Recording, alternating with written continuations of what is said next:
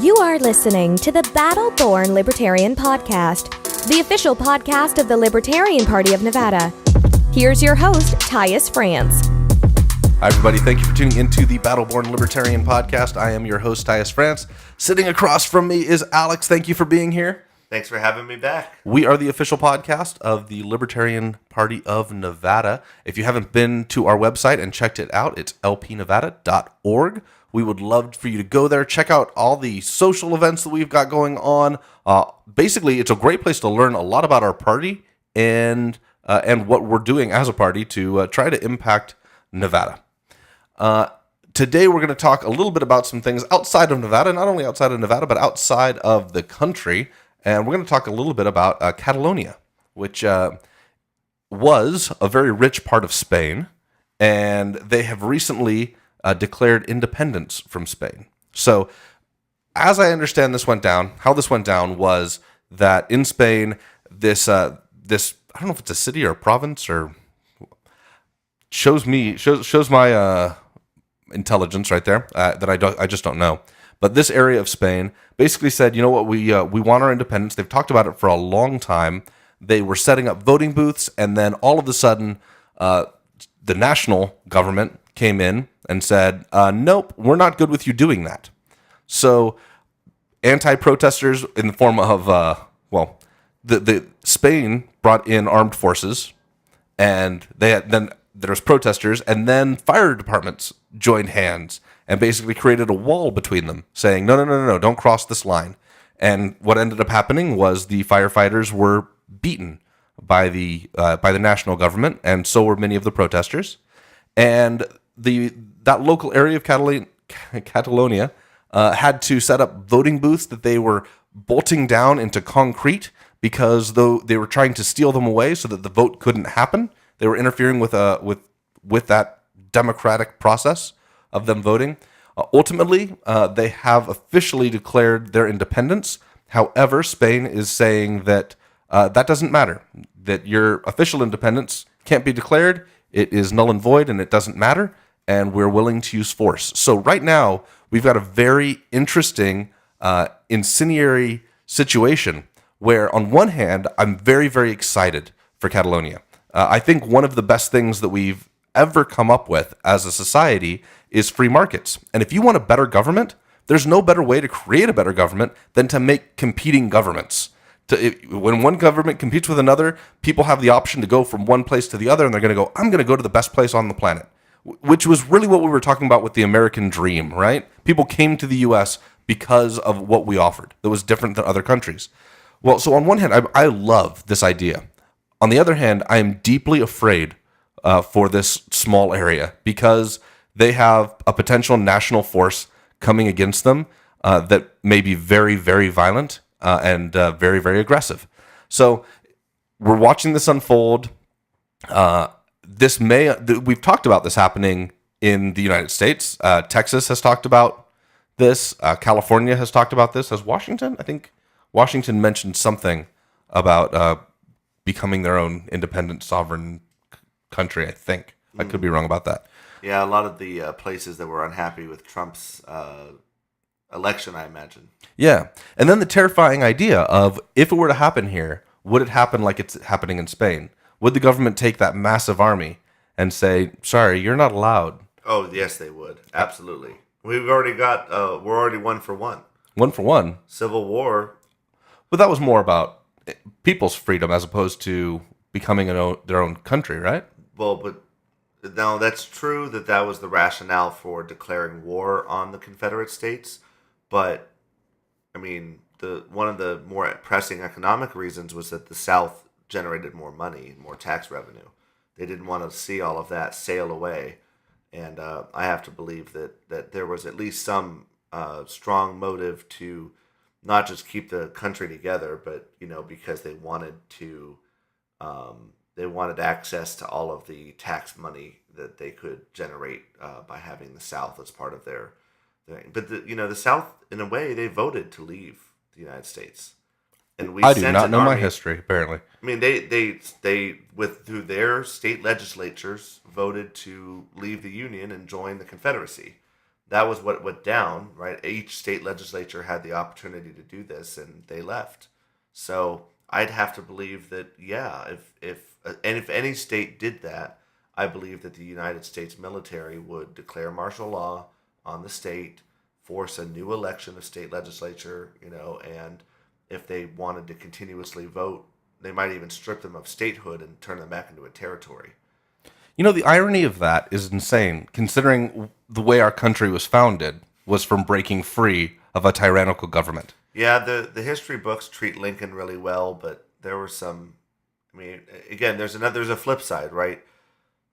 Yeah. I mean, the idea is that it wasn't the South fighting itself; it was the North fighting the South. It wasn't people rising up from the streets, the way they've done in. Totally blanking on it, but Catalonia? Not in Catalonia. Well, that also, but Venezuela. Middle East is what I was going for. Venezuela is on the brink, though. No, against Gaddafi. God, what's happening to me? Oh man, I must be tired. But at any event, we all know what we're talking about. Yes, if you're listening, you know what we're saying. Yes, the answer to today's quiz is. But yes, gosh, that's so embarrassing. Oh well, happens. But in any event, yeah, I would argue that is a civil war of a group of people fighting against its own government, versus our civil war was more us fighting against another group of people's government that they had formed, sort of in exile of the United States. They voted to leave the United States. They did leave the United States. They formed their own national government that was a competitor to the United States of America, and the United States of America declared war on that competitor. This is only really possible in a state that has tremendous financial resources, which is why California and Texas are kind of the ideal situations for that. Well, they're in such debt, California. They need federal money. Without that, California... In fact, California is already doomed, all right? They have a higher income tax than you could possibly... They have a higher sales tax. They have a 10, 11, 15% income tax. They've got all the federal taxes. And they're still billions of dollars in deficits. Illinois is right behind them. But they bring in so much money. Do you know what I'm saying? So, like, if you were to cut out the federal side of those taxes... They would be in massive amounts. You still they get block granted billions of dollars. Probably trillions, actually, because of how huge they are. Huh. So they get, well, maybe not a trillion, but they get hundreds of billions of dollars as block granted by the federal government through income taxes to California. And it's collected, that 35% on all those rich people that live in California. That's all collected by the federal government and block granted by Congress back to the state government. Wow. I can't wait for them to fall into the ocean, so I've got oceanfront property. Keep waiting. Everyone in Pahrump, right? They're just waiting. Right on the fault line. Yeah. So, anyways, keep an eye out on Catalonia. Now, back in the States, we've got ridiculous things taking place. So, specifically, Eminem did a song about Donald Trump. It wasn't even like a song. It was like fake improv rap. And people got really, really mad. And they got mad on both sides. So on one side, I had heard people saying, well, okay, now you have to ban Eminem. Nobody should listen to Eminem anymore because he hates the government. Okay, I'm fine with that. Then I heard people saying, hey, just because you don't agree with what he says doesn't mean you shouldn't like Eminem. Which to me, that's when the argument went like, wait, that's insane. Like, if I don't like Walmart's products, I'm not going to buy Walmart's products. Even if I liked them in the past, if they changed it, I'm not going to like it anymore. So if you haven't seen this video, go check it out. I don't know if you have any comments on it particularly. No, I'm not a big rap music fan. I like my music to have no words, or if they are, they're like, Alleluia. Sure. Well, for what it's worth, they beeped out half of the video. Oh, really? Yeah, everything was censored because it was on national television or something like that. I think that the foundation of a lot of modern music is anti-government, though. And so I don't think that this is... I mean, again, I can't imagine... Rap music and hip-hop has constantly been anti-police, anti-oppression. It really derives from that set of sentiments. I mean, think about all of our favorite rap artists from the 90s. I mean, they're rapping about... Fuck the police. That's literally a song, I mean, or a rap, if you will, right? So, Ice Cube, I can't imagine why anybody would not expect that someone would rap about, fuck Trump. I mean... You know what's also strange? Isn't that obvious? That's what they're always saying, fuck whoever, right? And they're censoring certain words. They're like, these words are dangerous. But the George Carlin's ideas... rolling in his grave. Yeah, the ideas apparently aren't dangerous, right? So the government's like, oh, no, you can't say 4 letters put together. Like, that series of sounds so bleep Trump. Hurts. Yeah. We're all going to bleep Trump. But... isn't it just a couple more steps for them to say, well, you know what? If we're able to censor this, and now we say that the entire idea is what's really harmful, maybe they just start censoring ideas across the board. And that's what the argument that George Carlin made and the FCC won, of course. But the 7 dirty little words you couldn't say on television is a much more important landmark case than people should really look into, because it took someone who was a very famous comedian to create a lawsuit against the federal government for these rules about what you could and couldn't say on television. Because again, I know we've had people talk to me about, hey, maybe you could self-censor you guys' language on here, but that's how it begins, right? When our society starts to decide which words are okay and not okay, not how you use them or who you direct them to, just which words are and aren't okay, that's the beginning of groupthink, of collectivism, and all of those things end with the same socialist paradise. And if you don't believe that socialist paradise is gorgeous, I would invite you to drive through East Berlin and just look at the difference, even 25 years later, between East and West Berlin. That'll clear up right for you whether or not you think socialist paradise is as good as capitalist paradise. I think episode 1, we actually said, like, we're going to hold to freedom being a fundamental tenet of this. Mm-hmm. And because of that, the language is open, right? Yeah. And if you don't like the language, you don't have to listen to it. And that's, there you get the free association. Now, with that being said, we are marked in iTunes with an explicit tag, because iTunes says, if you want us to distribute your podcast, we want you to abide by our rules. So we do that. Now, this is all happening privately. Yeah. This is all private, free trade.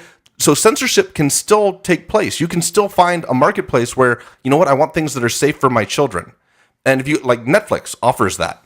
Netflix will censor TV shows that are available. There are free market solutions where you don't need a government to come in and have to censor everything that is said. Even the Motion Picture Association of America is a private organization that does the rating and this sort of thing. And so, I mean, the fact is that, yes, the government makes laws that, are based on those ratings, but at the same time, it's just a guideline. It's there so that we can talk about the idea that maybe I don't want my kids to be exposed to certain sexual themes at, 12. Yep. Right? Maybe I want them to wait till they're 17 or 18 to see some of that stuff. I think that's a totally fair thing. But what's crazy, and a lot of friends from overseas have pointed out, and I don't know if you've got some friends from overseas that would agree with this, but the idea that we're very cautious about language.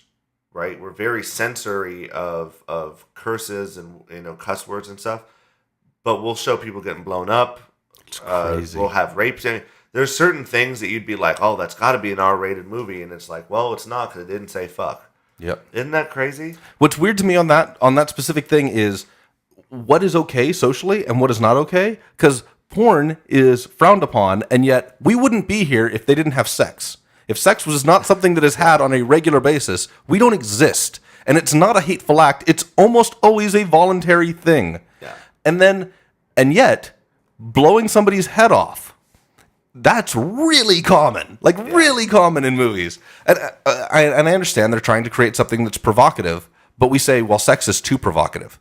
Yeah. It's very, very strange to me. Isn't that weird, though? Because, it's funny, because other cultures will point out to us, like, you guys are obsessed with blowing things and blowing people up. They're right. And but yet, when one of us has a topless woman, which is very common in most of the, well, I wouldn't say most of the world, but Europe is very common because breasts aren't considered a sexual item in the way that they are in America.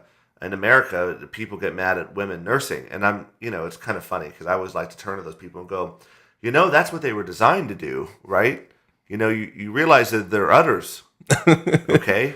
I mean, if she can't use them to breastfeed, what can she use them to do? So last night I was at this party. I was at a Halloween party, and this guy has this amazing, huge house, invites a bunch of people there, and there's this hot tub that seats 24 people. It's an enormous hot tub.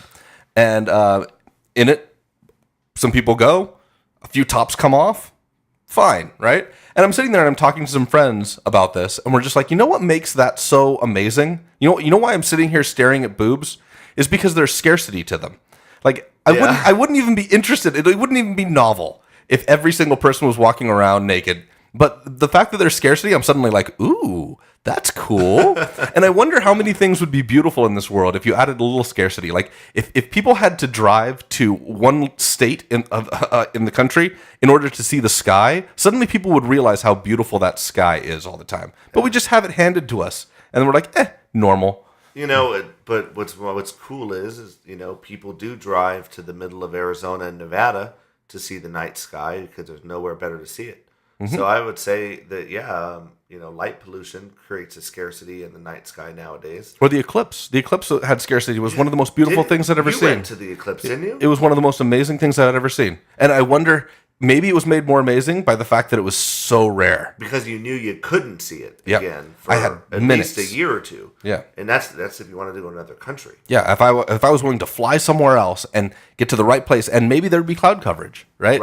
So scarcity, every episode I'm going to talk about how economics is the fundamental thing of all of this stuff. So go out and read a book.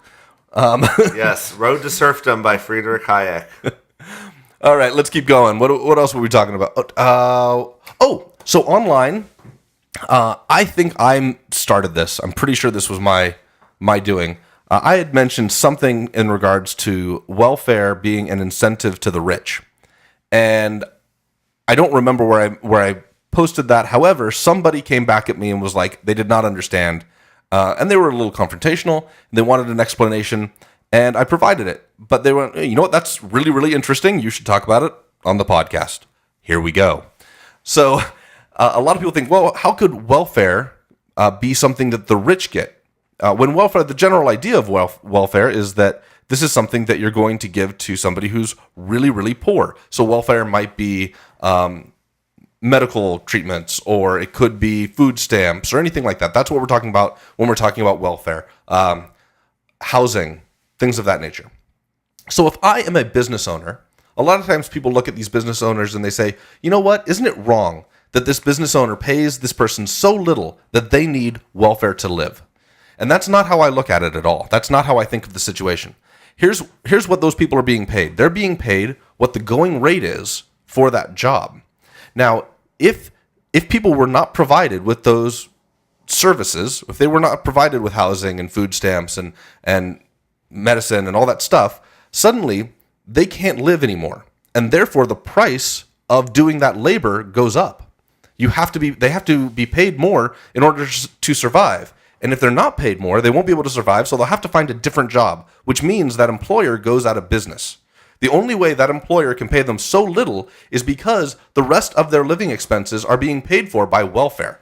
In other words, their living expenses are being paid for by the people. And who's making the money off of that? What ends up happening is the business owner is now being paid, or is paying their employees by the taxpayers. So the rich are getting richer based off of the fact that we are paying for the poor with our tax money. That's how the rich can take advantage of welfare. So every time you see one of these large companies lobbying for more and more and more welfare, understand that all that means is they get to pay their employees less and less and less. And you're subsidizing those people's employment. You're making it so they can work for almost nothing, which is fine. To be honest, these people are accepting that job freely. So that's totally okay. But what you're taking away from those people by giving them welfare is you're limiting their options. Now they have a set amount of money that can only be put toward housing, or only be put toward food, or only be put toward daycare, or whatever the welfare is. As opposed to if the employer had to pay them in money, suddenly that person has more choices. They have more freedom. They have more liberty. And that employer has the responsibility of not pushing it off to the taxpayer to pay for all of the living expenses of their employees. Anyways, in short, that's the answer on why welfare helps the super rich. It does not help the super poor. The super poor are still going to work. That makes sense? Yeah, absolutely. So you're really saying it has the subsidy effect, right? Yep, you're subsidizing the rich. Yeah, and it makes sense. Like take daycare, for example, right? If you subsidize a large enough group of people for welfare, it drives up, but they could only use it, say, on childcare. Yep. That would drive up the price in the long term of childcare. And that's what we see happen with healthcare, right? Medicare and Medicaid have been a large reason why healthcare costs have risen, because we're subsidizing the cost as taxpayers, the limitless amount of money, of course, because we just borrow whatever we don't have. So we have an unlimited amount of money, an unlimited credit card, the United States national government does. And before we go too far on that, keep in mind that that's not unlimited. We are putting that off onto our children. That's where that's actually coming from, or we're losing it in inflation. So keep going. Sorry.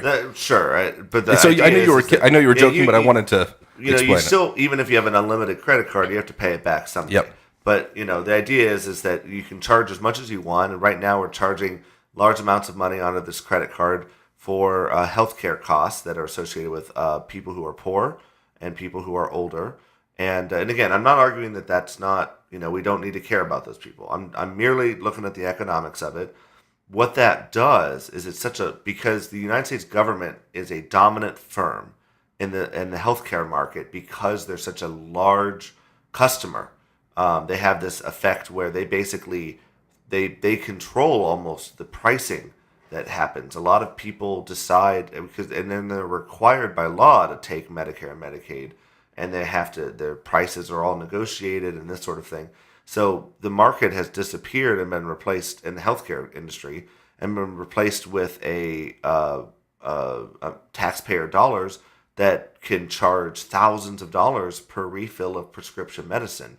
And then you have this whole cycle of doctors over prescribing because they get flown out on fancy planes for pharmaceuticals. You know what I mean? So you see these super rich companies benefiting in the healthcare industry from something as simple as a subsidized healthcare for 20% of the country. Just that little amount of subsidy causes there to be huge disruptions in the free market that would have otherwise driven down price. And then you look at why healthcare is so expensive. Well, because the United States government pays for a lot of people's healthcare. That's one of the main reasons. And again, I'm not arguing that those people don't need healthcare. I'm merely arguing that they could afford it on their own if we weren't saying, well, it's going to be $600 for this MRI. Yeah, it's strange that you'd think that by redistributing wealth, you'd think that what's going to end up happening is people are going to even out. But what actually happens is you increase the wealth gap, because these people now have to be paid less. Well, they don't have to be paid less, but the employer does not have to pay them as much because they're being subsidized. And we know the middle class pays higher burden of taxes. So that means that they're getting less rich, they're having less property, they're passing on less wealth to their children. And so as time goes on in America, the people who are rich now, their families and inheritors will continue to get even super richer compared to the people who are middle class now, and they're going to continue to get richer and wealthier compared to the people who are poor now.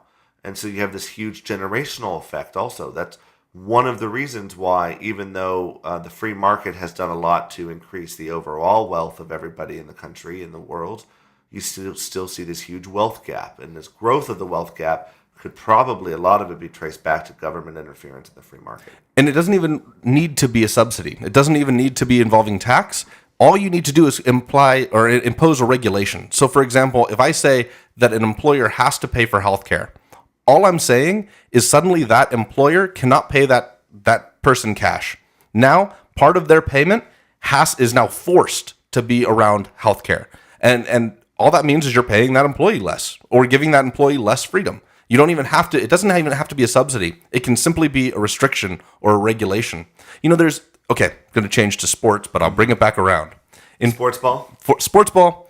So you can stop me if I've said this before, because I use this all the time, because I don't know a word for it. So somebody needs to write in and give me the word for this. So in football, they keep putting more and more pads on people because these guys are getting concussions all the time. And so they make a better helmet, they make better shoulder pads or whatever. And what ends up happening is people can then hit them harder because they've got better pads on, which leads to more concussions. And if you compare that with like rugby, it doesn't happen. They're not wearing pads, so they don't hit very hard. If you go into boxing, and the bigger the mitt you can put on, the bigger the glove, the less impact you have on your hand. So if you have no gloves, people go, "Oh my God, bare knuckle boxing." Well, they'll break their hand if they hit very hard. So they don't hit very hard. It's a lot safer, strangely enough. So I'm looking for a word of this strategy that is going to fulfill the end goal, and it does exactly the opposite in effect, because that is what welfare seems to do. If you're trying to fix the inequality of money across the board, welfare actually does the exact opposite of what you'd think it would do, just as football pads seem to increase the quantity of concussions people get. Wow, that's a great point, and I like the analogy there. Someone should write us in at podcast@lpnevada.org. Yep. Or you can hit me, Tyas, Tyas, at lpnevada.org. Either way, I want that word. Yeah, that'd be great. I don't know what it is. Okay, we're gonna cover one more topic. This one's a very, very local topic, and that is the MGM properties here in Las Vegas. They started charging for parking a while ago, and we'll go into whether they should or shouldn't in a second. For about a year, they didn't charge locals for that parking, and then they started to. About 2 or 3 days ago, I got word that the other big player in town, which is Harrah's, or is it Caesars or Harrah's? It's the same company. They're going to be following suit. They're going to be doing the exact same thing. Up until now, it has been free for locals, and they're now going to start charging locals for parking. A lot of locals are really, really, really pissed about this. Now, I am going to tell you at the end of this how to get around it, because there is a completely voluntary way of getting around this problem. But I'm curious. I want to know your opinion on, should these companies be charging for parking, or is that a problem, or is that what are your thoughts? Well, if they want to, I think they should. But the thing is that that's going to incentivize me to always Uber or Lyft, because it's $5 for my house and $20 to park.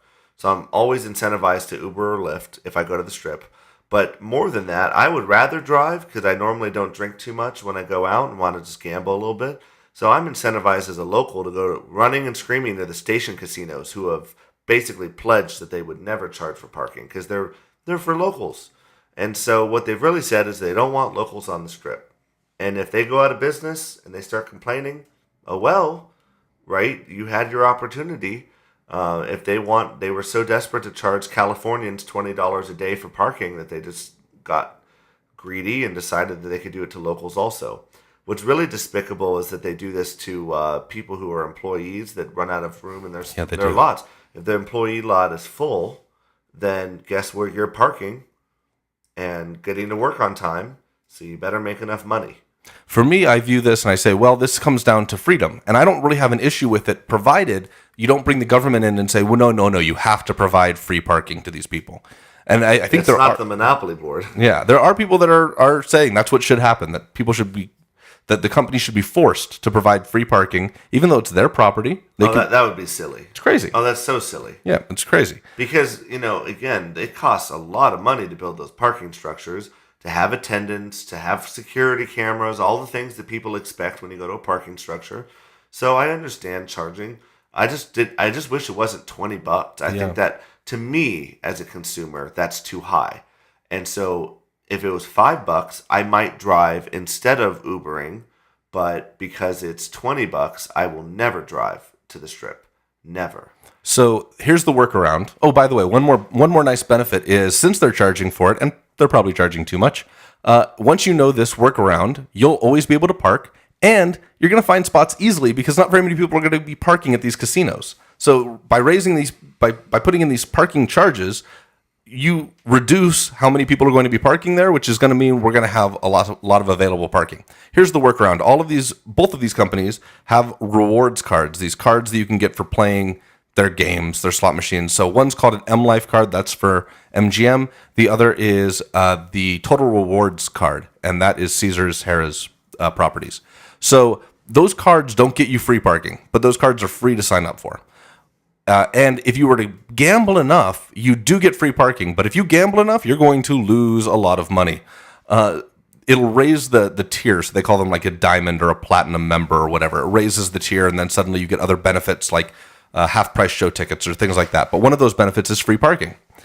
The workaround is if you sign up for the credit card, which has no minimums, it has no annual fees, nothing like that, it automatically moves that card into being upgraded status, which means you get free parking at all properties on the Las Vegas Strip. Now, you'd have to do that both one for MGM, which I did maybe a year ago, and now I just did this for Caesars and Harrah's, which I believe that's going to be going into effect shortly. So anyways, if you want the workaround and you got the credit score to apply for some cards, go get it done.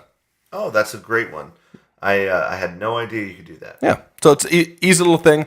Hey, if you haven't come to one of our socials or our mixers, please come out and do that. We would love to see you there. And if you don't know where those are at, head to our website, which is lpnevada.org. When you're there, you can see, well, you can check out all the other podcasts. You can see what we're doing. You can see what the party is all about. And you can see how you can get involved either by donating your time or by donating some of your hard-earned jingle. By that, I mean some money. We would really appreciate that. Other ways you can help us out is you could give this podcast a positive review in iTunes. 5-star reviews really do help us as far as spreading the word.